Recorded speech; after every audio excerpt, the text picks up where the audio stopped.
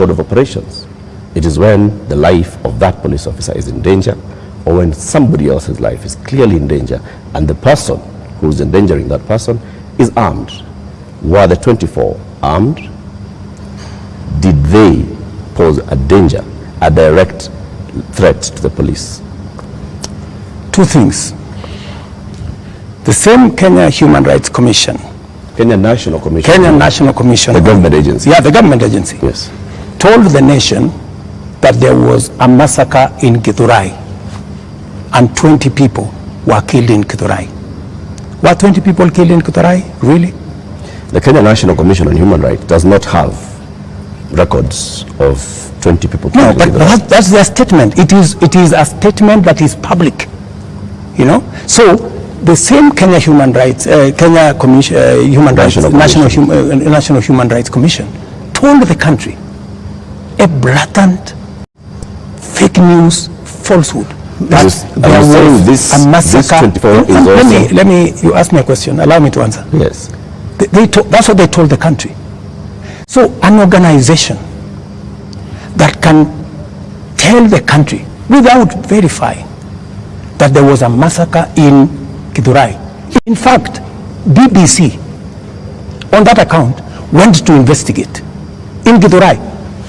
And of course, you know, you have read, BBC has said there was no massacre in Githurai. Mr. President, there was one person who was shot by the police. Let me answer. Yeah. So, an organization that is as reckless as to say there was a massacre when there was none, now is telling us there are 24, the police are saying 19. We will find out where the numbers are.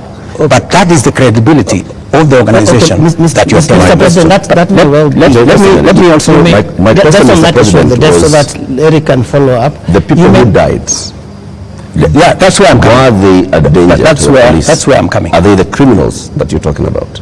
Let me tell you two things. There will be an investigation on how these 19 Kenyans died. There will be a clarity, an explanation for each and every one of them. I have told you one situation where somebody accosted the police, took over the firearm, started to shoot at people, endangering the lives of many other Kenyans. He was shot by the police. There is a situation in Parliament. How did the invaders in Parliament? They invaded Parliament and went straight for the armory at the Mausoleum. They went straight at the armory at the Sergeant at Arms office. Those are the investigations that we will get into, and a proper explanation will be given to the country. Are weapons lost? What I am saying... Are the weapons at the armories and the Mausoleum and inside Parliament? That is why there will be an investigation of how these armories were attacked, and how did these people know that there was an armory in Parliament? Mr. President, you may not believe the Kenya National Commission on Human Rights, but surely you would believe your own deputy, who has said there's been a return to extrajudicial killings and abductions, contrary to what you and him promised the people of Kenya. Let me tell you, I am the president, and I speak for the government of Kenya, right? And so this is what I am telling you. I made 3 commitments: that I will make sure the police is independent, and I did that on my first day in office. Number 2, I said there will be no extrajudicial killing in Kenya. I have kept my promise. Number 3, I have told you that if there is any arrest by the police, that does not amount to an abduction. In my very honest opinion. Let's pause for a moment, Mr. President, and I just want us to go to that video over there, which will play on here, and let's pause and watch it together, Your Excellency. Let's watch this video. Sell them to the people of Kenya. There are enough intelligent people in Kenya to differentiate what is good from what is better and what is best.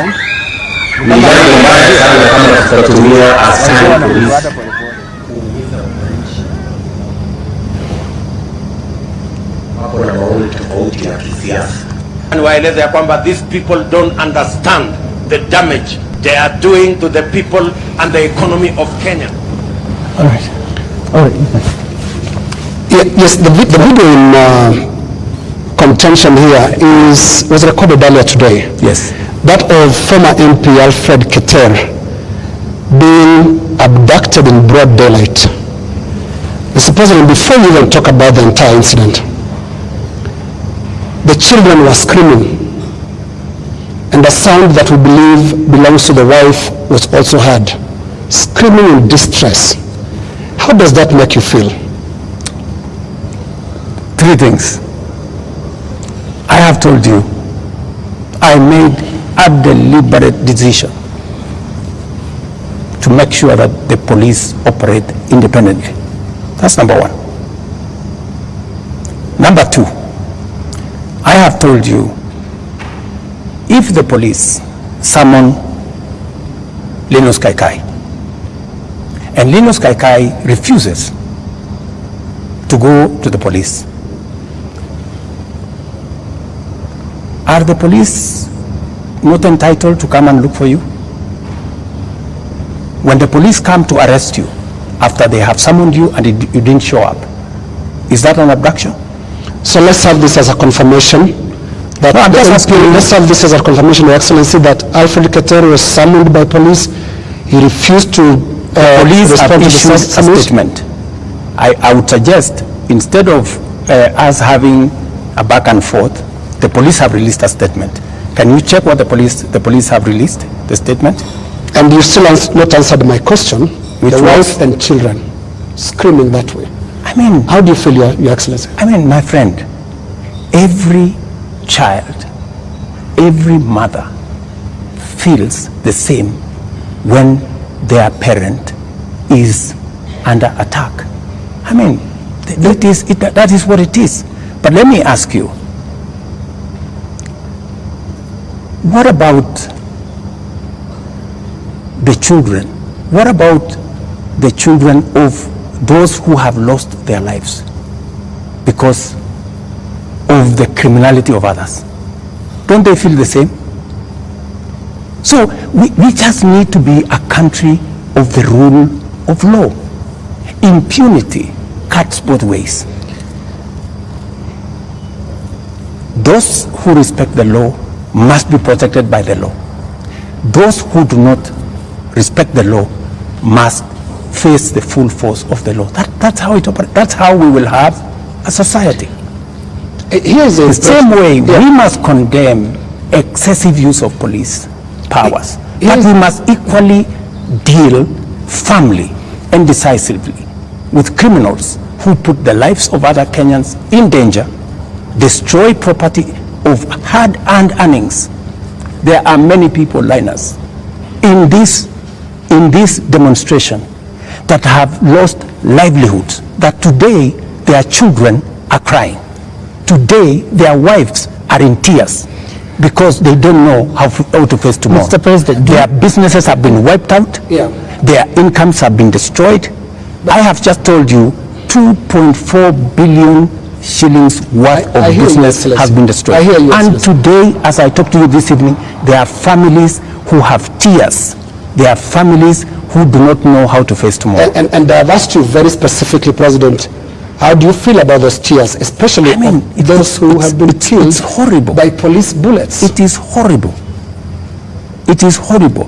When you find a situation where people are grieving, whether they are grieving because their parents have been arrested, or they are grieving because their hard-earned earnings of many years, monies there, I have on my phone, people who are saying, I borrowed money, my whole loan has been wiped out, my whole barber shop has been destroyed, my whole hardware has been looted and burnt, and they are in tears. So I must equally work with the police to protect all these citizens. And it cuts both ways, Linus. It cuts both ways. Using the rule of law. Absolutely. Let me take you to just step by absolutely step. The rule of law. The rule of law says.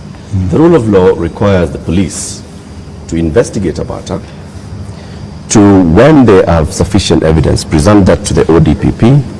The Director of Public Prosecutions takes people who are culpable to court. That's the journey in the rule of law, Mr. President. In the case of 39 people who have been abducted, and the abduction here, we're using it deliberately because of the manner in which the people have been arrested, like we've seen in the case of Alfred Kater.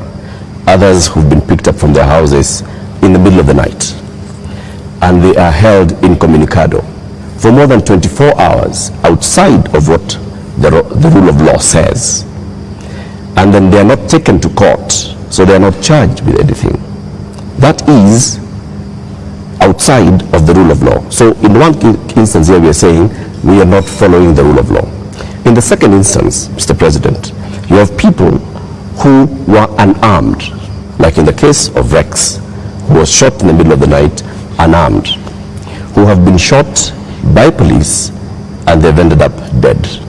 24 of them. You say 19. That again is extrajudicial, because there is no justification that has been produced to show that there was justification for the police to use the excessive force. So basically we are showing examples where the rule of law, which you promised to uphold, which you also set and said, this is what the police has been doing. And you said, Mr. President, as you took office, that the problems with the police service also are going to the top, the leadership of the police service. And you promised the people of Kenya that you're going to hold the police to account outside of the rule of law and accountability, which comes to your desk. Are you holding the police accountable for 39 people abducted, for 24 people killed, for 627 people arrested and not charged, for 431 people injured by live bullets, rubber bullets, tear gas canisters, police batons? Latif, as I have told you, we must operate within the parameters of the rule of law. And I agree with you. The police must never act outside the framework of the rule of law. They must do that which only the Constitution and the law allows them to do. And it is very clear that any operation of the police outside the parameters of the law, the police will be held to account. Whether it is holding citizens beyond the stipulated time, but I must be thoroughly clear to you. When police arrest somebody, there is a constitutional timeline which they are allowed by the law to hold that person. 24 hours. That does not amount to an abduction. 24 hours. In my opinion. A case in point is what has just been said here about what happened earlier today. And you guys clearly said in this conference that it was an abduction. I mean, it's just clear now that it is not an abduction. They are not this is an arrest. And the police have come forward to say, this is the situation, we have arrested this person, and it is just good for us to all of us follow the law. And I agree with you, the police must act within the law. But let me ask you one question also, Latif. I have never, in this conversation, which is now 20 minutes in, are you guys bothered about the fact that Parliament was burnt? Are you guys concerned that millions of businesses of Kenyans, hardworking Kenyans, were destroyed? How do you feel? But it also, how do you feel? And it all happened under your watch, Mr. President. No, but this is at the end of the day, this is why we are saying you sought to keep us safe. We must be even. You know, we must be even. The police have a difficult job. They have to make sure the peaceful demonstrators are protected. But they also must make sure that the criminals, and when you say criminals, you know, when I said the other day criminals, many people took offense that I was calling the demonstrators criminals. That's not... Families of the dead, Your Excellency, that is not... That's a lot of offense. Family of Rex. Rex was killed in a week when the protesters were very peaceful. The first week of these protests were peaceful. We saw protesters carrying placards and water bottles. Water bottles. Rex was killed on his way out of work. Let me How do you feel? I mean, let me tell you when they hear you say criminals. I mean, are you telling me Rex is the one who who banned Parliament? But Rex died without breaking in. No, I'm just telling you. He died before. There are criminals who infiltrated and caused mayhem. And in fact, some of the criminals are actually harmed. They actually harmed the peaceful protesters. Many of the peaceful protesters, they lost phones. They were attacked. In fact, some of the peaceful protesters were attacked by criminals, including a clear example of the one I have explained to you, that they overpowered the police, took the gun from the police, and started shooting innocent people. So we must deal with this situation globally. Mr. President, I feel for Rex and the mother. This should not happen to any child in Kenya, especially when they are engaged in a peaceful demonstration. Mr. President, the concern I've heard from the young people, because I've been speaking to a lot of them, and they say they haven't heard you in the two statements. Actually, there are more now because you have spoken in other settings apart from the two addresses you gave.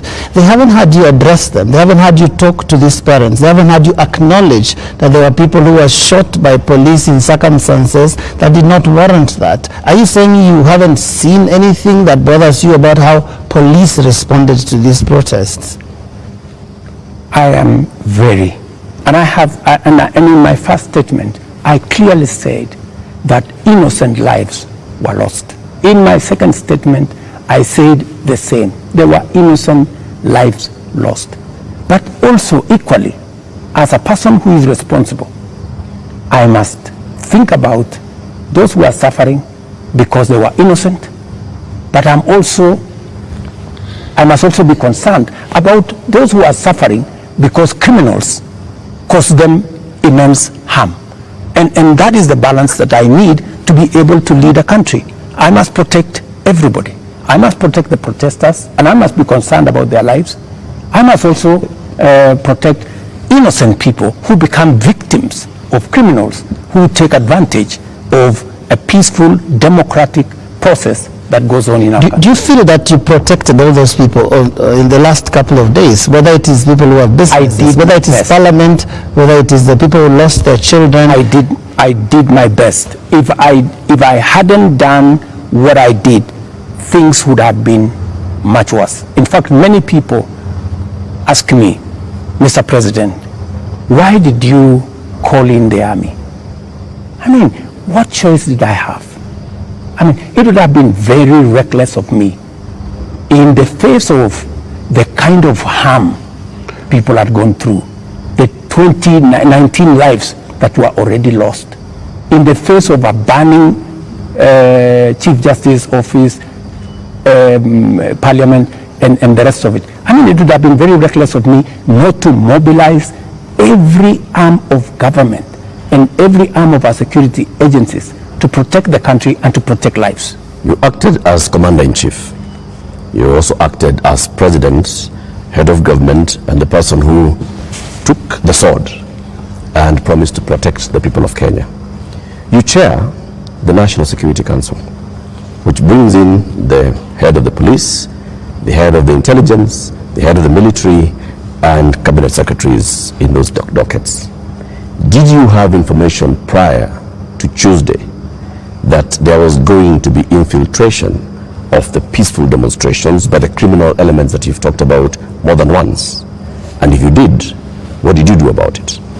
We had information, and that is why we prepared in the manner in which we did. If we hadn't prepared in the manner in which we did, we would not be counting 19. We would be counting different numbers. Okay. And I am telling you that the level of mobilization by criminals was heavy. In fact, many of the peaceful protesters, many of the young people, very well-meaning young people, left the town by 10, maybe 11, because they realized, and in fact you could hear them in their zelo. They were saying, guys, this is not our group. Let us go. Let us leave. You could hear them. It was in public domain that the peaceful demonstrators all of a sudden realized that the whole thing had metamorphosed into criminality. So there were criminal elements that basically hijacked. So Tuesday, Wednesday, Thursday, Friday, Saturday, it is Sunday. Mr. President, how many people are in custody on account of this? Those who you said they conducted treasonous activities, there were criminal elements. You will see them in court tomorrow. How many people are in custody? You will see them in court tomorrow. The police know what I have a ballpark brief by the police that they have enough people. They have actually, because in Kenya nowadays, you cannot commit crime and get away with it. Those who attacked Parliament are on CCTV. Those who attacked the judiciary are on CCTV. Those who attacked everywhere, those who destroyed people's shops are on CCTV. Many of them are on the run, but we will catch them. Similarly, Your Excellency. Similarly, Your Excellency. Similarly. So to your question, so the police are at it, because if we don't deal with impunity, we will not have a country. Now, similarly, Your Excellency, you speak of them, protesters being on CCTV. Not the protesters, I'm saying the criminals who attacked Parliament. Right. Now, every policeman also, without uniform, conducted an abduction. Others have been captured on camera. Those who captured Shad Kiprono were captured on camera. Those who captured Alfred Keter today were captured on camera. And a number of other such incidents. Similarly, so that because I can hear you balancing. Yes, that's correct. Yes, are we going to see action against the killer cops, or were they doing what you are saying you had to do to prevent this from being bad? Any killer cop who went beyond what is provided for in the law, action will be taken against them. But to your question, are you telling me, Linus, that a police officer becomes only a police officer when they are in uniform? No. Police officers can identify themselves even when they are in civilian. So, and when a police officer comes to you and says, this is my ID, I am police officer, you are under arrest for the following reasons, that is legitimate. You cannot tell me that because they were in civilian, then what they did was wrong. And you know that's not what they do. And that's not how they reach Alfred Keter or Shad Kiprono. Were you there? We have the CCTV footage. It's there. I would suggest, Linus, that we be fair to the police as well. And I have given you my word. Any police officer who does anything beyond the provisions of the law know the consequences. Just as any citizen who also participates in actions that are outside the law, they also know the consequences. And it is our responsibility to make sure that security agencies act in accordance with the law. As citizens, we act in accordance with the law so that we can have a law-abiding, rules-based, rule of law-based country. As things stand now, Mr. President, are you satisfied with how the police handled this whole matter? I think the police have done the best they could. If there are any excesses, we have mechanisms to make sure that those excesses are dealt with. Let's wrap it this way, Your Excellency, on that topic. You have absolutely no regrets about the abductions and no regrets about the killings? Those are your words. Those are not mine. They're also your deputy's words. Don't put words in my mouth. They're also your deputy's words, and it's part of your government, because it's so scary, Mr. President, sitting there and telling the whole country that from this moment on, we should not believe what your deputy tells us about the state of the nation until you speak. Yet we all thought that you're part of the same government. Don't inject my deputy into this conversation. I think it is not fair, since he's not here, to tell you in what context he said whatever he said. I think it is not proper to discuss the deputy president here, and he's my deputy. Please let me deal. But have you asked him that you had a press conference with the issues as they are now?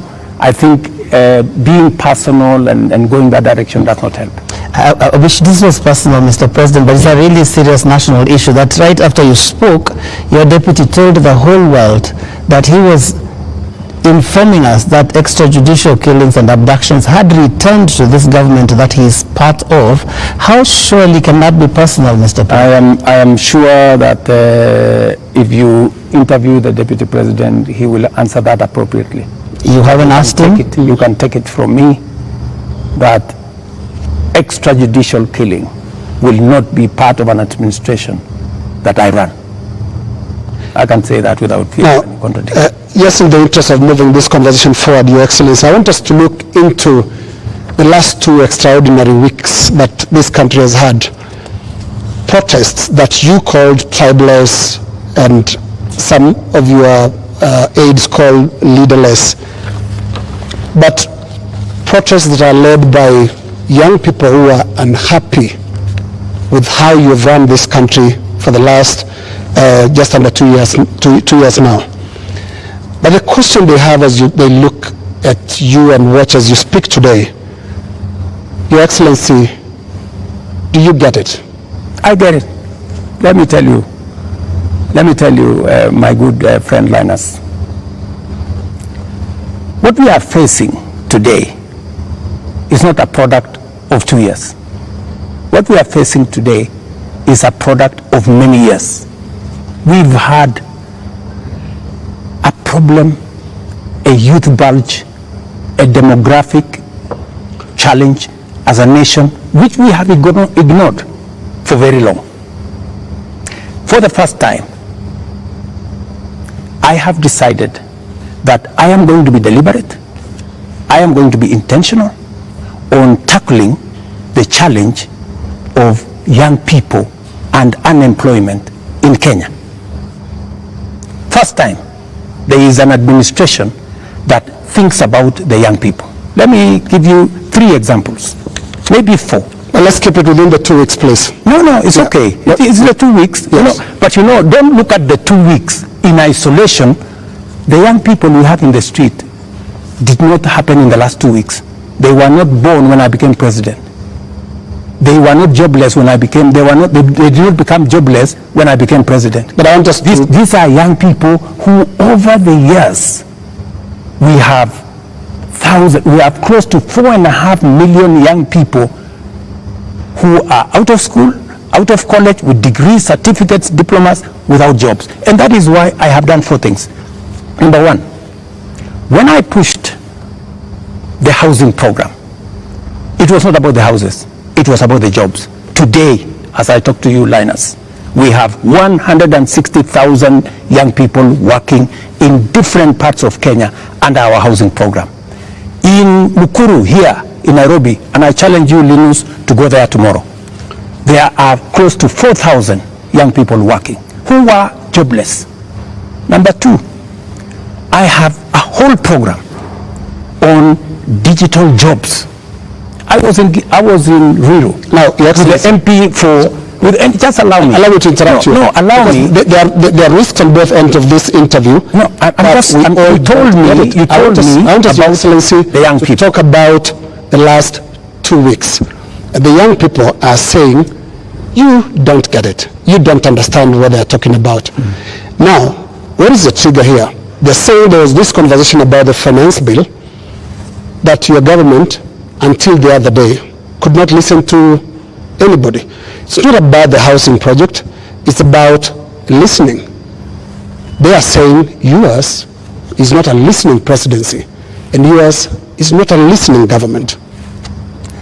How best can I listen to the young people of Kenya if I I am not addressing their issues. And that is why I want to tell you, Linus, these young people, what is their biggest issue? They have talents. They have gone to school. They have no jobs. That is the problem. And I am addressing those issues. Housing is one of them. Digital jobs is another. I was in Ruto with Simon Kingara, the MP for Ruto, launching an ICT hub that will is actually hiring already 5,000 young people. Our whole plan, including what was in the finance bill, was to increase CDF by 10 billion shillings to roll out ICT hubs in every ward in the Republic of Kenya, so that we can hire young people, train them, put them on digital jobs. I have a third program on export of labor. Mr. President, I have a fourth program on manufacturing, to be able to create more opportunities for the young people of our country. And we want to inform you, they're no longer just talking about things that can be done to them as a demographic. They are looking at the big picture.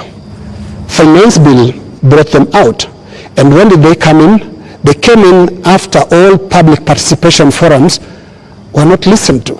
Kenya Association of Manufacturers spoke to the parliamentary committee, same thing, and said this is a bad bill. Association of Insurance spoke to the parliamentary team, this is a bad bill. We had a big conversation on national television, this is a bad bill. You did not listen. You had a meeting here with your UDA MPs and at some point told them to pass it as it is. And until the last week, that was the first Tuesday when the protests were there, when now you offered to some amendments.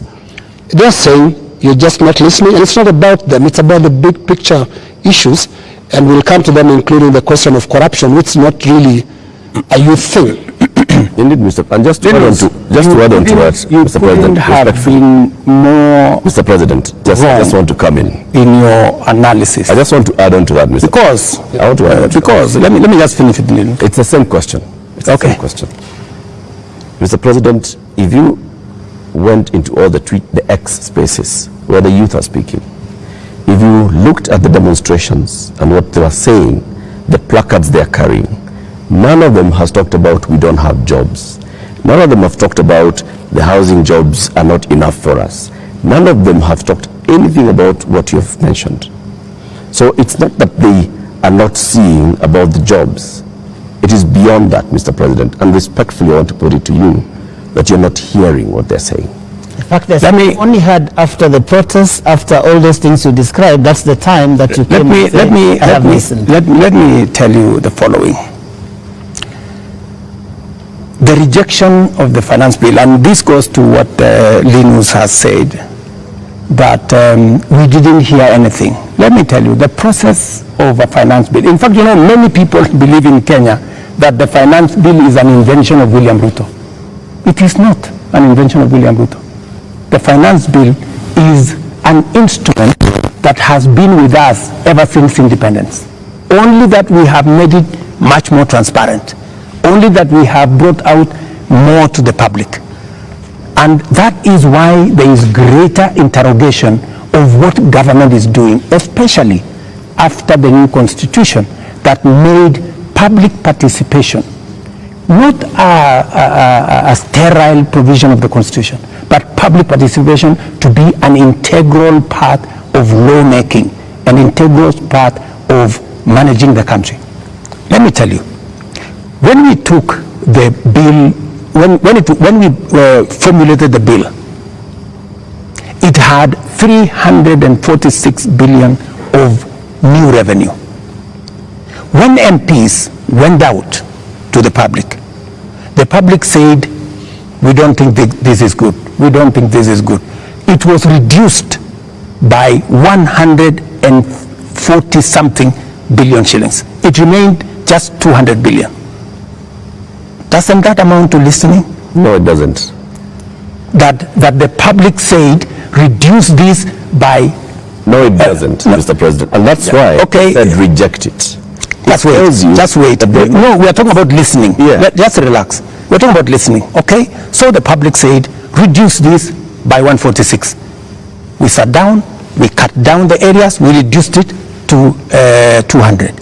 What went into the space was the people who wanted to mislead the public, to say, oh, you see, in fact, everything you have been told is still there, this was not removed, these people are not listening, these people are not listening. And let me tell you, my good friend Latif, we have dropped the finance bill. Yeah? What does that mean? It means we have gone back almost 2 years. It means that this year we are going to borrow 1 trillion shillings to be able to run our government. That's what it means. I have been working very hard to pull Kenya out of a debt trap. Mr. President. Let me just allow me, because you know we need to contextualize this finance bill. It is easy, Joe. It is easy for us as a country to say, let us reject the finance bill. That's fine. And I have graciously said we will drop the finance bill, but it has huge consequences. It means we will not confirm the JSS teachers, 46,000 of them. It means we cannot support our farmers with 2 billion shillings for us to make sure that farmers get a fair return of 50 shillings per kilogram, per kilo of their milk. It means we cannot sort out the coffee debts. It means we cannot support the cherry fund. It means we cannot sort out the debts of farmers in Mumias. It also means that we will continue to import potatoes from Europe when we have potatoes in his village. You just told me in Kimana. We have potatoes in Nyandarua.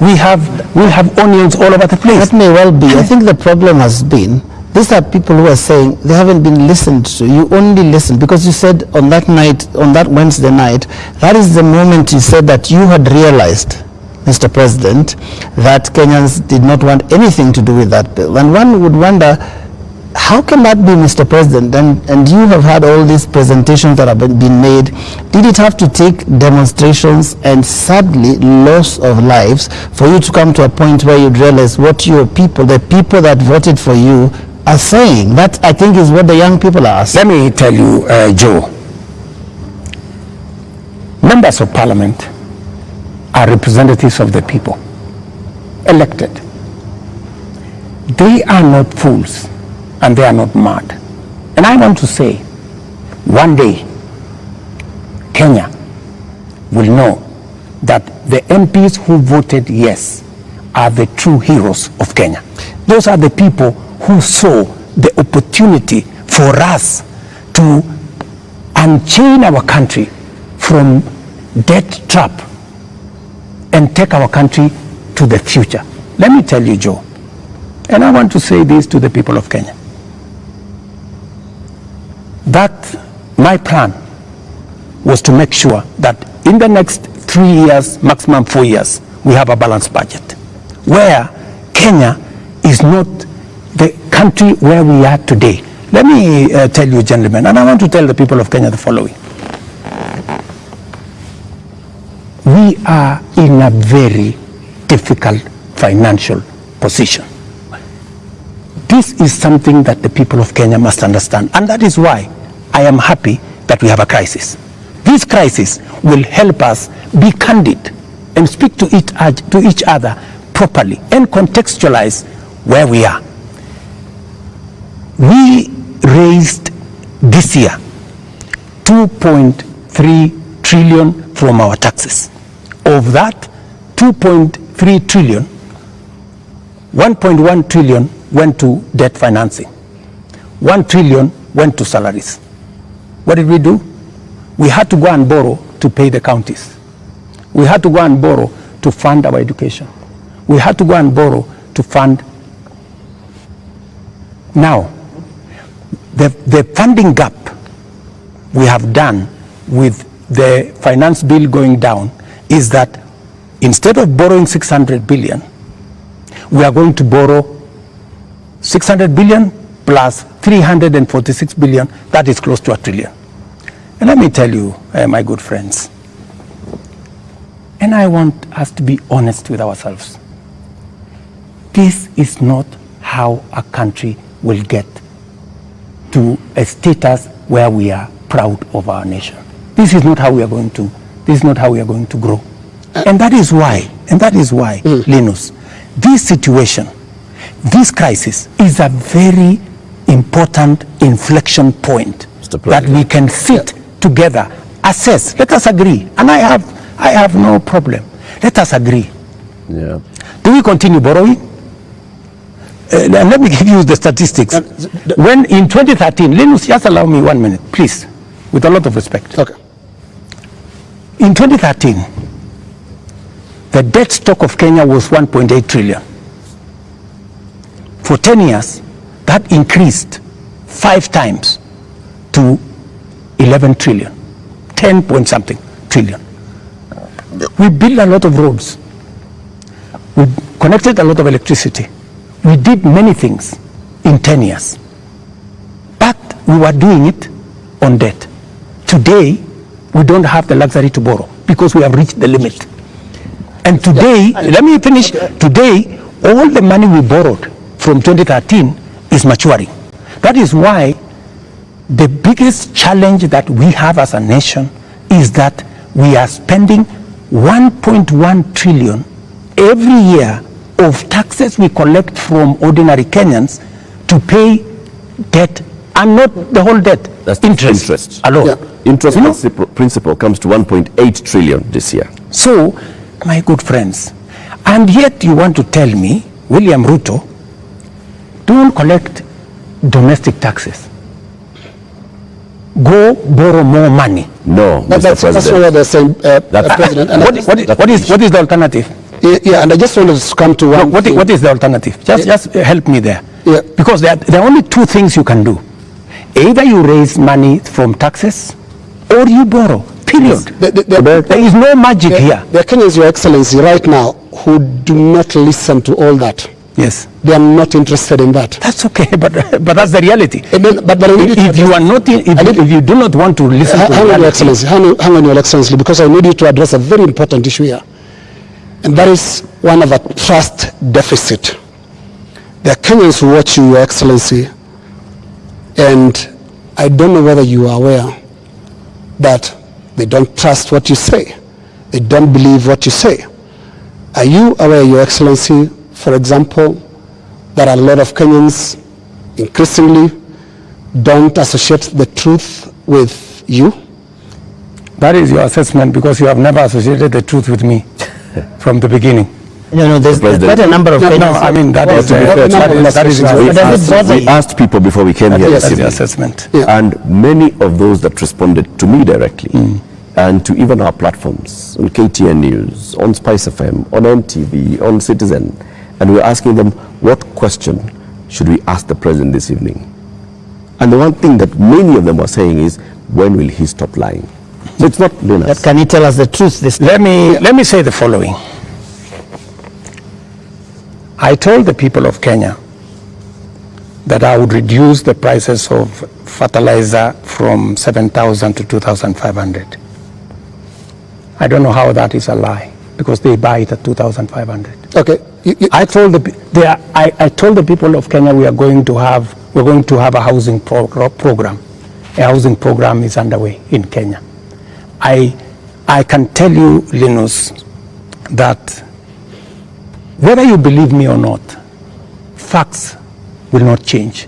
Yeah, and facts are not changed by who says it. And allow me to step back a bit, Your Excellency. And facts are very stubborn. Allow me to step back a bit. Yes. And what I'll do is we'll play clips, just a little combination of clips of yourself speaking not too long ago, and I want us to listen to that. I'll stand out of the way because you said it's me that doesn't associate the truth with you, and I would like you to respond to yourself, to the clips that we are going to play. But you see, Linus, let's watch that, Your Excellency. I think, Linus, yeah. You don't bring clips that are in a biased way. you select maybe something that has not happened. No. Can you be fair and select clips across the board? What I said and has been done, and what I said and maybe has not been done. So let's watch that. Maybe you can watch that. Waeleze ya kwamba these people don't understand the damage they are doing to the people and the economy of Kenya. Kwa hii taxes wanaongeza usiku na mchana. Na mimi nataka niwaulize watu wa hapa Manga, tafadhali, mkiona tumesimama hapa mbele yenu, tunawaambia ya kwamba tutengeneze hiyo serikali inakuja ambayo inaelewa lugha ya mwananchi wa kawaida. If you have good ideas, why do you need the police? Why do you need blackmail? Why do you need intimidation? If you have better ideas, sell them to the people of Kenya. There are enough intelligent people in Kenya to differentiate what is good from what is better and what is best. Ni jambo mbaya sana kama tutatumia askari polisi kuumiza wananchi wasio na hatia eti kwa sababu wako na maoni tofauti ya kisiasa. Waeleze ya kwamba I agree with that. It is not fair to use the police to harass citizens who have a contrary opinion. And that is perfect. That's what they're accusing you of. I still believe that. That's what they're accusing you of. But you don't tell me that... What is the problem with Alfred Keter? Yeah. Is that a contrary opinion? No, it's not a contrary opinion. I mean, the police have said why they arrested him. It is not because of me. I didn't give any instructions. I didn't even know what was going on. Let me tell you, Linus, I am a very clear-minded person on what I say. When it is the police, I have said, many of the people who opposed me, many of the people who were very scared about what I would do when I become president, even the people who did worse things against me, I have never gone after them because I don't believe in settling political scores using the power of state or using the police. Let me also say the following. When I talked about the taxes that I was on the campaign trail, yes. I was addressing in the campaign trail, it was very obvious that when at that time we were in subsidies, that did not make sense. It is because I removed the subsidies and I changed and put production support. That is why today the price of unga has come down from 240 to 100, because I changed the model. I changed the configuration, and it is giving us results. But are you aware, Mr. President, that the thing, perhaps apart from now the police brutality that people associate you the most, is the issue of taxes? I'm sure you know the name they call you. You've actually talked about it even yourself. This guy that they want to come down. Let me tell you, my good brother, Ageo. When I came into office and I assessed the situation, and it was no longer possible for us to borrow money, I had to be honest with the people of Kenya. I had to tell them we have two options, right? And even as we imposed taxes, we explained, we made sure that there was adequate, elaborate public participation on what it is that we were trying to achieve. And let me tell you the following. I have done the best that I could globally. Today, our country has tremendous respect from many quarters globally because of what I have done.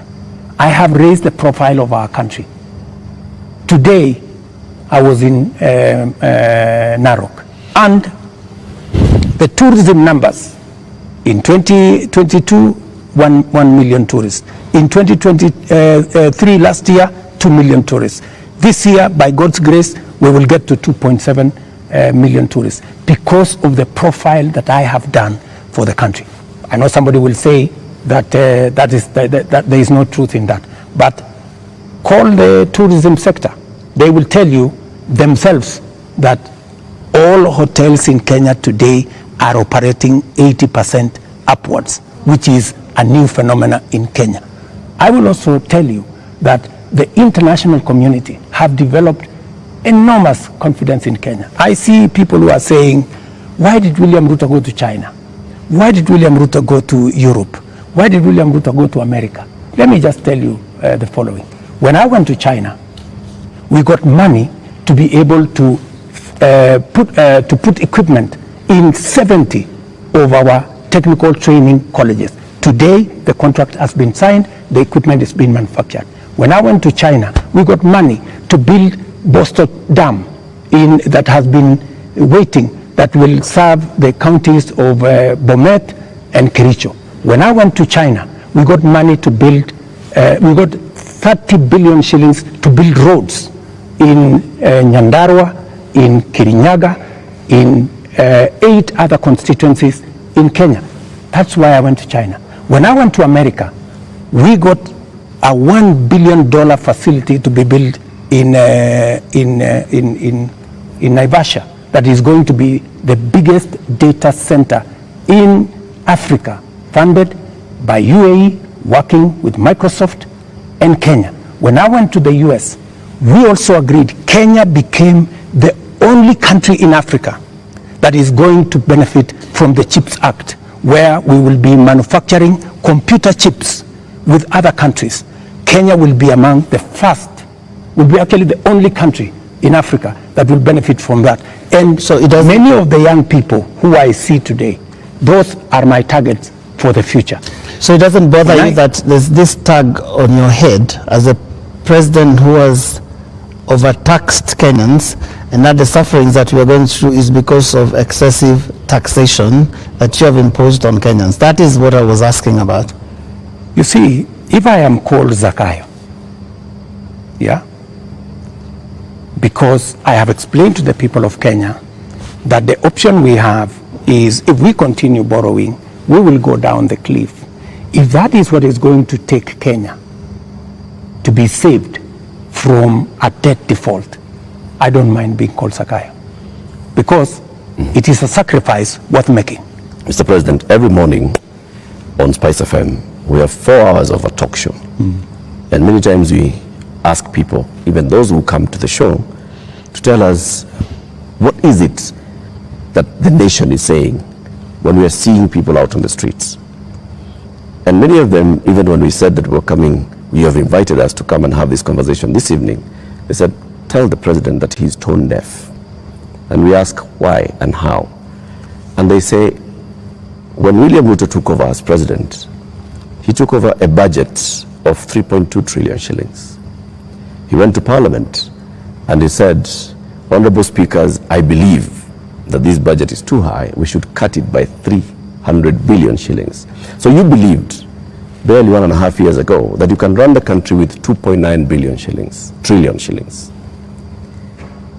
Barely a few months, you went to Parliament and requested to spend 3.6 trillion shillings. This year, you went to Parliament and initially requested to spend 4.2 trillion shillings. And what do they see in return? They see extravagance in government. They see a government that is pushing gung-ho to employ new people called CASs. They see a government that is purchasing new motor vehicles and trips that are extravagant. They see opulence with those that are close to the president appearing in public carrying wads of cash. They see condescending attitude from those who serve in this government when they're asked, why are you spending? And they respond the way they respond. Your advisors speaking the same. And so they see a government where the president is telling people, we are going to live within our means, we are all going to tighten our belts, we have austerity. They end up with their children not going to school because for months JS teachers are on strike. They end up with, right now, 91 days where clinical officers have not been to work. 91 days, Mr. President. We ended up with intern doctors going on strike for weeks because the government says it has no money. We end up with people going to the hospitals and there is no medicine. We end up with people who are being told that we don't have money to pay salaries, or we don't have money to pay salaries and also having development. Yet, they see all this extravagance and opulence from those in power. You are tone deaf, Mr. President, that's what they say. Well, I guess that's why we must have a conversation. That's why we must have a conversation. And I'm very happy for us to have this conversation so that we can put the facts on the table and we can all of us make a decision. But let me tell you the following. I've listened to you, and let me also tell you that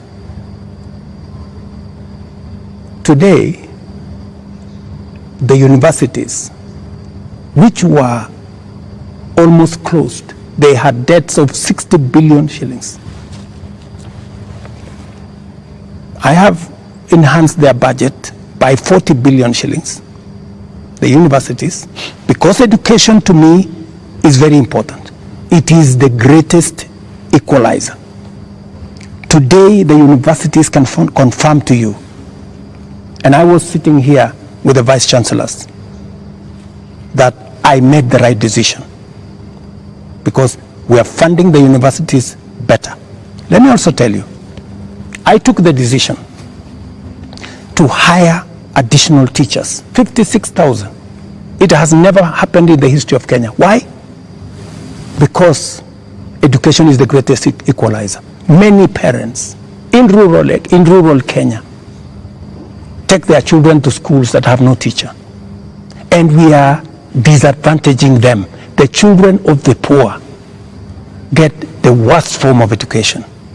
They have no chance. I decided, because I said it is bottom up, I decided that I'm going to put more money in making sure the child of every Kenyan has an opportunity to be their best by giving them the correct education. I decided that I am going to put money in farming. The first year I put 10 billion shillings in fertilizer subsidy, a program that had been scrapped for 5 years. The difference is obvious. Today, by God's grace, we have a harvest. The prices of food commodities has come down. Day before yesterday, Latif, there was a release of where we are with inflation. Inflation in Kenya is now 4.6%. When I came into office, it was 9%. Inflation coming from food products. It was reported not by me, by the institutions that are charged, 4.6%. We have, where I have invested money, I can account for it. Right. And it is making a difference in the lives Their of concern many. is on extravagance in government. I will come to opulence in government. on opulence and extravagance. Every trip I have made, I have not made any trip outside Kenya to go and do things that are of no benefit to this nation. I can account for every trip that I have made outside our nation, whether it is on projects or programs or investments, or even the profiling of this country to put it in good standing for us to attract investment. In fact, the Nairobi Stock Exchange, which was almost closed, was rated the best in the world. Not said by William Ruto, but it was in the public domain by Bloomberg. If you don't believe me, believe Bloomberg. Mr. President, I have done what I could for the country. But let me finish opulence. Questions. Let me go to the opulence. And let me be very clear that the display of insensitivity is a statement that has come to me, and is a sentiment that has come to me, and you will see something very different going into the future, whether it is coming from my staff, whether it is coming from this office. And I know people have raised issues of CAS, for example. I deliberately even after Parliament had approved the position of CS, I have not appointed any CS because I realized that we were in a situation that we could not. And no CS will be appointed until we have an economy that can support more opportunities.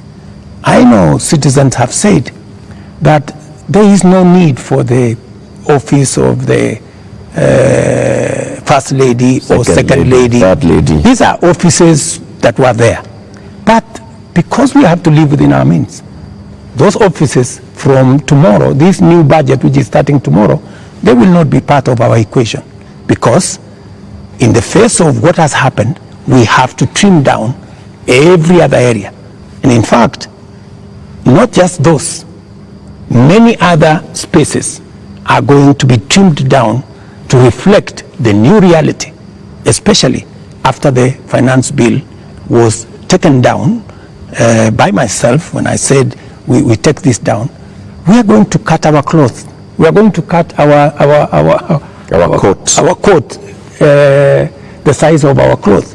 We're going to reduce money going to counties. We're going to reduce money going to the judiciary. When I came into office, the judiciary was getting 18 billion.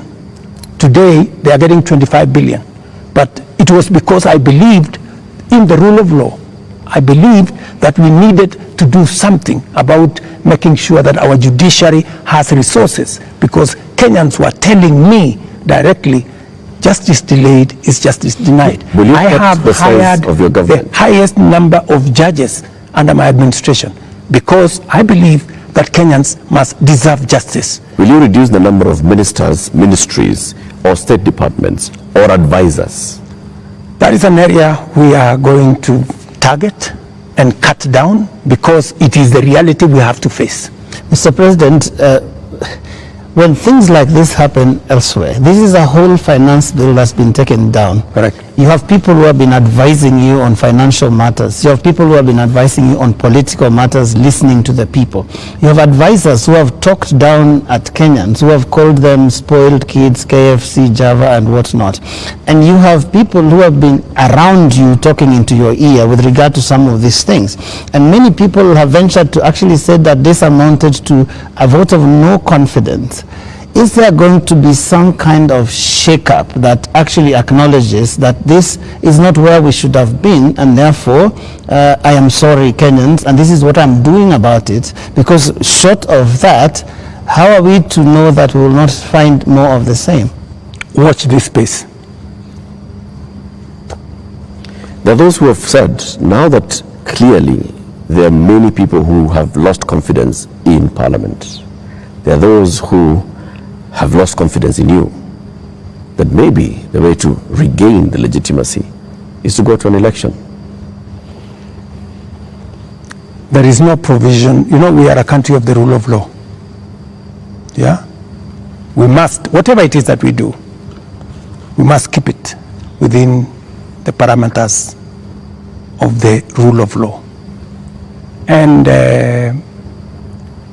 we cannot take what has happened over the last 2 weeks or thereabout and say we are going to abrogate our constitution. I think we will be going towards anarchy. And I don't think that is where we want to take our country. There is a demand on me as president, and I have said, because of where we are, because of what has happened, there is going to be a thorough cut down on many things, whether we are talking about allowances, maybe even we should have a conversation around salary. We had a meeting here with MPs, and even them, they are persuaded maybe it is time to ban Harambes so that we remove avenues of people participating in largesse demonstration of, opulence. And I want to tell you that I am going to take action. I am going to work on this. I know what we should do, but I am also not going to be reckless and take the country into a crisis. I will make sure that I act responsibly and listening to what the people of Kenya are saying. I don't know if this will preempt you, Your Excellency, but one of the most serious concerns that have been coming out, including in the Gen Z demonstrations, is the question of corruption. And right through this interview, you've not mentioned the word. And even as you go into that, I want to give you two illustrations. Kenyans dealt with or encountered the problem of fake fertilizers, and you never took action against your cabinet secretary for agriculture. Before that, we had the scandal around the importation of edible oil, which, Your Excellency, we don't know where the edible oil is to date. I don't think it ever found itself to the market. Again, there is a cabinet secretary in that ministry. And also, what got into the market was condemned sugar. And when we look at all the information around these three cases, these are people close to you. They're cabinet secretaries. And so you are unable to take action against them. So why should you be trusted now to act? Because there are those who read and say you are really a hostage of those who campaigned for you to become president. They get away with anything. Three things, Linus. We hadn't reached the question of corruption. So don't unfairly accuse me that I have not spoken to it. I am ready to speak about it. So that's number one. Number two, I fired the CEO of KEBS when the sugar thing came up. Number two, on fake fertilizer, the minister, Mithika Linturi, was taken through a process in Parliament. The CEO of National Cereals Board, the general manager of National Cereals Board, and other 7 members of staff are in court as I talk to you. The people who signed the contract, they are in court. You spare big fish and roast the small fish. No, let me just finish.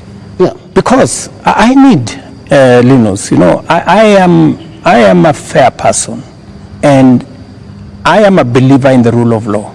Even though I may not like you, but I must respect that there is a due process. The moment, you know, we will have a minister who is charged in court, meaning there is evidence that they have participated in crime. Believe you me, I will take the action that is necessary. But if somebody is taken through a process and that process comes out without an indictment, I mean, surely we must give somebody the benefit of doubt until it is proven. And the fact that the CEO, general manager, and all the people that were there who actually evidence was found have been arraigned in court. Isn't that a step in the right direction? What a political responsibility. What a political responsibility. Let me finish. And then number 3, the other one you asked me was edible oil. The people who are involved in edible oil, I fired them, and they are in court. We have a new management in Kenya National Trading Corporation. In fact, we've just hired a new management for the Kenya National Trading Corporation. So those are actions that I have taken.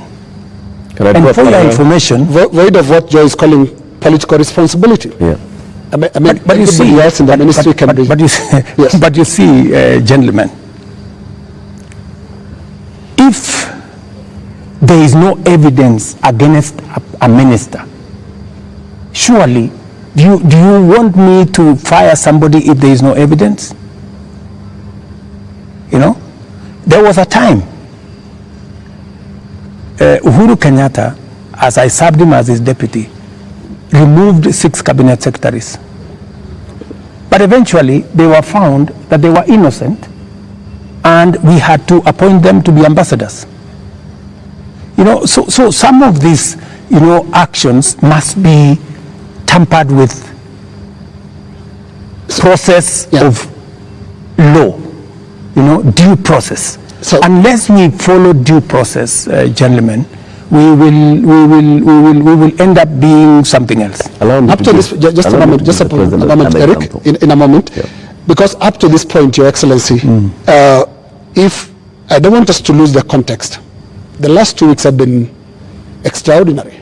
We've never seen anything like this. You have KDF troops in the streets of Nairobi. Up to this point, Your Excellency, and including on the question that I've just asked you of accountability within your government, do you think you are addressing the grievances that have made thousands of Kenyans across the country in places that were unimaginable to get out to the streets to say Ruto must go? Do you think up to this point they feel you've addressed their grievances? I am not in their space, so I am doing what I believe I should be doing. I have taken the responsibility to withdraw the finance bill with all the attendant consequences. That I have done. I know what it means, and I know where it takes the country, and it is not a simple decision for me to make. And for your information, the finance bill was going to take Kenya big steps forward. But it's a sacrifice I've had to make because of the political reality that we are in. But it will mean counties will have to take maybe 30 billion shillings off their budget. It means we have to reduce CDF by maybe 10 billion shillings. It means we have to rethink about what to do with JSS teachers. It means we have to put on the freezer. We wanted to hire another 20,000 teachers because there are kids who do not have who do not have teachers. It means we have to work on our UHC program. We thought we would upgrade, for example, Linda Mama. You know, we thought we would upgrade Linda Mama. Something, Your Excellency. It means we have to hold that, and it means many things. Just tell them what else they want to hear. You are speaking outward, but looking at the grievances, they are also asking questions inward from you, Your Excellency. And what I can hear from these grievances that have been expressed quite loudly, you said you are not in their spaces. We sometimes get into the spaces to listen to what they are saying. And all they're saying is, you cannot be, for the next 3 years, the president that you've been for the last 2. So what is that you're going to change about? That's why, that's why Linus, that's why Linus, that's why we are here. Of course, it's not going to be business as usual with the kind of reality we are faced with now. It has to be different. Do you regret anything at all? What you should have done better? What your people would have done better? Well, maybe there are things we should have done better. We should have communicated better. I think the biggest problem we have, even with the finance bill, because the finance bill has great things for Kenya. The finance bill says we shouldn't be importing potatoes from Europe. The finance bill says we shouldn't be importing onions or eggs from Europe. The finance bill says we should be growing our own industries. We should be manufacturing diapers in Kenya. We have 10 companies doing that. We should be manufacturing all those things in Kenya. We should be expanding our manufacturing capacity. That is what finance bill was talking to. But I am sure we will recover that when we have explained. The biggest challenge that I regret is that we didn't communicate better.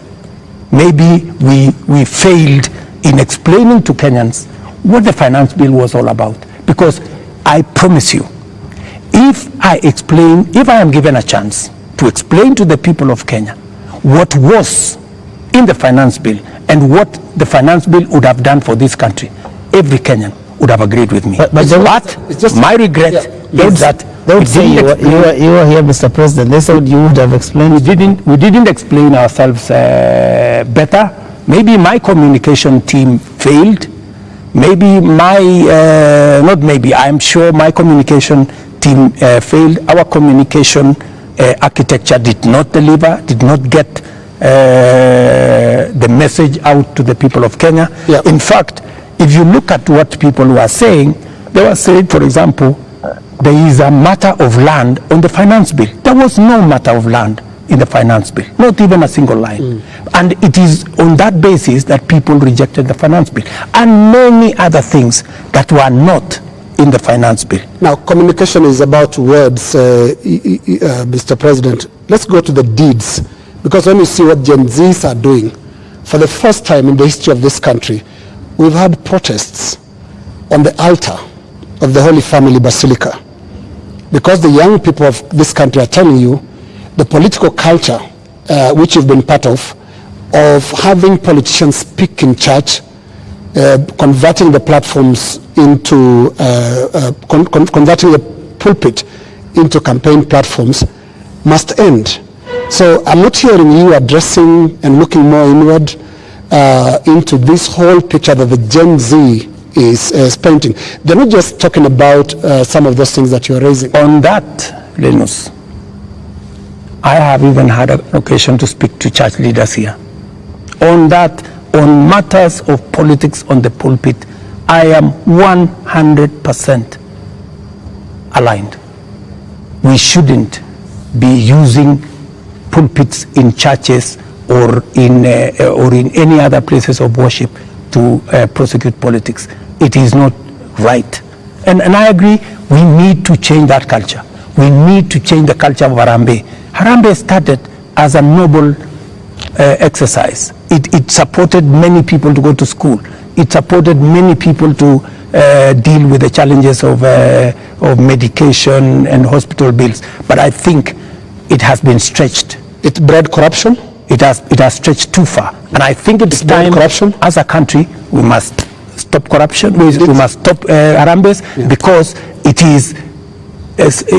is occasioning and it is breeding, if I may say, corruption.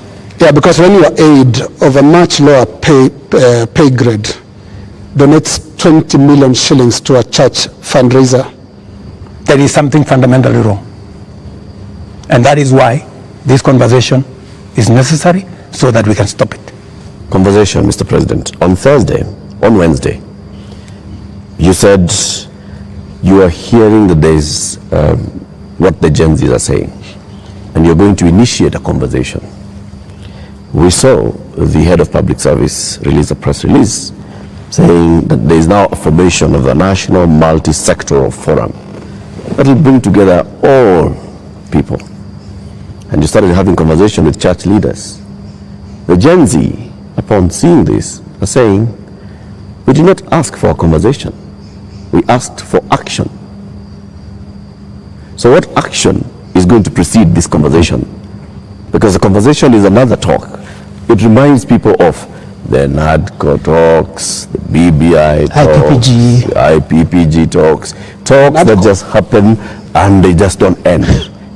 And people are saying, we want action, Mr. President. But right now, we will participate in action, in conversations maybe later. But for now, Mr. President, yes, what's the action?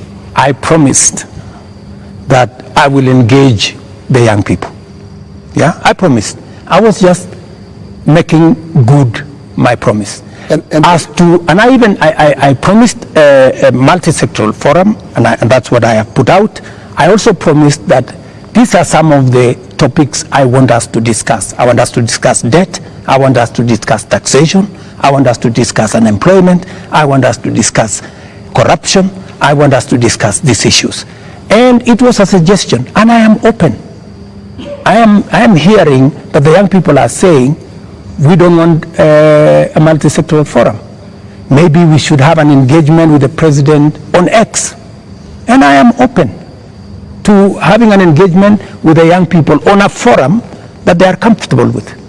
You're If ready they to go want digital? if they want me to engage with them on X, I will be there. At this point, Mr. President, do you think you know what the young people want? I have many young people in my house. Are they telling you all is well? The same ones that are in all these other spaces. And they want an engagement. They have ideas. They have suggestions. And I am open. If what we are doing on the digital space, on the housing program, on the export of labor, on manufacturing, if they have suggestions, I am open to those suggestions. They can improve, they can change, they can make new suggestions. And I also have a responsibility as a father, you know, because these are our children. I have also a responsibility to guide and to listen to them and to tell them, yes, on this, I agree. For example, on, let's not have a spouse's office. I agree. Let's not have CASS for now. I agree. Let us not have Advisors. Advisors. We will agree. Let us not have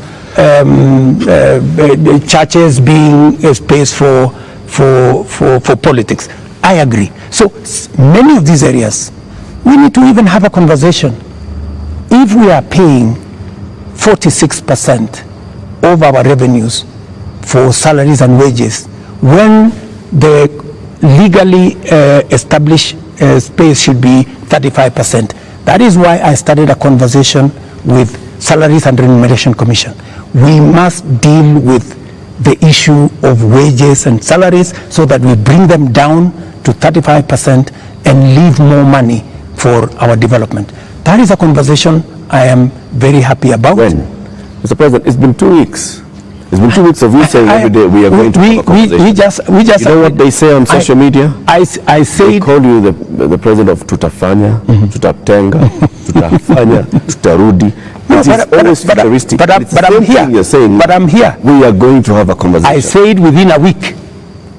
I gave a timeline. Within a week. Yeah. So within a week we will have agreed on where are we meeting. Are we meeting at the X space? I am ready for that X space. Are we agreeing on this multi-sectoral? I'm waiting to see the suggestions that Kenyans have. I don't want to prescribe any suggestion, but when I give out a suggestion, I expect feedback. I expect people to say, maybe this is okay, maybe this is not okay, and then we agree on a way to Mr. President, any of them analyzing what you have actually said tonight on the issue of your advisors, your cabinet, what you're going to do, what Kenyans like to call heads that are going to roll as a result of this national shame, because that is what many people have called it. You have said, watch this space. And here there are all these other things that young people are asking you about. What is that concrete thing that you're telling them tonight that I have heard you? These are the things I've heard you say since all these things started, and this is what I have done. Because you seem to have withdrawn or declined to sign this finance bill rather grudgingly, but not in good faith, having understood what people were saying. You're regretting this thing. You're saying, you guys mutaona, mmekataa lakini mutaona. That is what we are hearing. Let me tell you that I will not lie to the country that putting down the finance bill is going to be easy. I'll not be a leader. I have to be brutally honest. And those consequences, it will start with me. To cut down the budget in my office, to remove what we call austerity, to implement an austerity program that will cut down on unnecessary stuff, unnecessary offices, or offices that we can take down. I am ready to even engage the young people and for them to, because they want an engagement. I too want an engagement for us to agree. So what do we do with the debt? What do we do with the following? What do we do with the following? They will tell me, do this, fire so-and-so, fire so-and-so, do this. And I will tell them what is possible and what I think we could do it differently. Or are you telling me that I should just listen and implement without making a contribution to the conversation? I thought we were having a conversation. I'm just telling you what they are saying. I'm not saying anything else. I'm just telling you what I'm hearing, because Yes. you did say you are not in their spaces, but I am in their spaces. And in 2 weeks, Your Excellency, by now you'd have known what you should do. And I mean, there are basics. Which 2 weeks? 2 weeks of the riots and 2 weeks of the protests. It's been 2 weeks. It started the other Monday. So let me ask you, Linus, the protests, I finally decided that because we didn't communicate sufficiently to the people of Kenya the import of the finance bill, and there was so much built around it, including a lot of fake things, that were not in the finance bill. Many things that were not in the finance bill were used to fight the finance bill. And at some point, many people did not even care what was in the finance bill. Do not care. I think, at some point, as leaders, we must stop somewhere and say, we have a country to run. I mean, we cannot be reckless.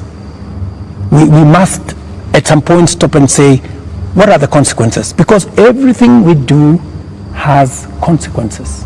And we must be careful as a nation to make sure that our country does not go down to the dogs.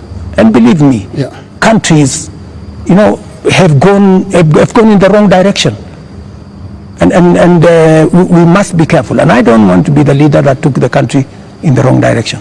We must be measured. We must be careful. We must listen to the young people. We must listen to other views and be able to make a carefully well thought out plan for the country out of where we are. Yeah, but what if the protesters are actually saying something in totality about your government, not just about the finance bill? It's not about just the finance bill, is it? Linus, as I have told you, we are a democracy. The people of Kenya can make a decision. Yeah? And I am perfectly, alive to the fact that when the people of Kenya finally, the same way they decided to elect me, when they make another decision, we will comply as the people of Kenya. That's what a democracy is all about. People can vote in a government, people can vote out a government for whatever judgment the people have. So I want to be very clear to the people of Kenya that I will do my best to make sure that I tell the country the truth and I take the country forward. And I am committed to that. And I can see Kenya changing. If I had managed to pass this finance bill, Kenya would not be the same. We would take this country to the next level. The kind of investment I have made, the kind of collaboration with many friends that we have done, we would begin to see this country soaring into the future. But all is not lost. Maybe we have taken one step back. Sometimes maybe it is necessary to take one step back to be able to take many steps forward. And that is my thinking of this situation. But surely it must bother you, Mr. President, that 2 years ago you ran such a euphoric campaign with things like Hatupangwingwi, and 22 months down the line, your State House is surrounded by the military. The military tanks, scary as they are rolling on the streets of major cities. And as we sit here today, people are saying Ruto must go. Surely that is such a fast slide. There must be something that causes one to pause and say, how did we get here? What happened here? And one would have expected an earth-shaking statement tonight that tells the country, I get it. Something has shifted in a major way in our country, and I'm also shifting, as your president who's listening, and this is the new direction things are going to take? Let me tell you, Joe, I came into office at a difficult time. Yeah? We have a combination of coming out of COVID. We have a serious drought that hit our country. We had interest rates that went up everywhere. We went into a very difficult situation. What did many countries do? Many countries went and defaulted. And I don't want to mention countries because it's not right to mention. But almost 8 countries in Africa went down. Many people expected Kenya to be among the 8. But believe you me, I have carefully managed the economy of Kenya. Kenya is not among the countries that have defaulted. If anything, we have running programs in Kenya. We have a whole housing program that is running. We have a whole digital program that is running. We have made changes in our education. We've hired more teachers. We've made sure that we have a new funding model for our universities. We have supported our farmers. We have reduced the cost of living. We have done many things, even in the context of all the challenges that we have had. I am telling you, I came in and I believe I am the right person to be in this space when Kenya is in a difficult position, because I believe I am the person who can sort out the challenges that faces Kenya at a point like this. But when the public and the protesters, the Gen Z, some of who actually formed the base of your election campaign, are telling you, we are disappointed, you've not delivered. Hashtag Ruto must go. What do you tell them? Let me tell them the following. Good friends, the young people of our nation, my sons and daughters who supported me to win the election, I hear you. In fact, I saw, I think it was on your headline, a gentleman from my village who was saying, the president has let us down. Many children in this village are not getting jobs locally. That is why they are going abroad. Little did he know, my good friend from my village, that the children, the 500 of his colleagues around our village, are actually part of my plan on export of labor. They have actually, I intentionally supported them to leave the country because we got them jobs outside Kenya. So I am telling the young people of our nation to be patient. Our housing program is rolling. We will be hiring more architects, we will be hiring more engineers, we will be hiring more professionals to support our housing program. In the next 2 years, we will have 300, maybe 1,000 people working in that space. Be patient. We are sorting out the challenges that are facing our digital space. We are rolling out our digital space. Young guys, by the end of next year, God willing, we will have a digital hub in every ward in Kenya, because we have already started that process. Every TVET in Kenya today has an ICT hub with young people monetizing their talent. I want to tell them we are full speed into manufacturing. That is why we are saying we are no longer importing clinker, we are no longer importing steel, we are no longer importing clinker, we are no longer importing furniture.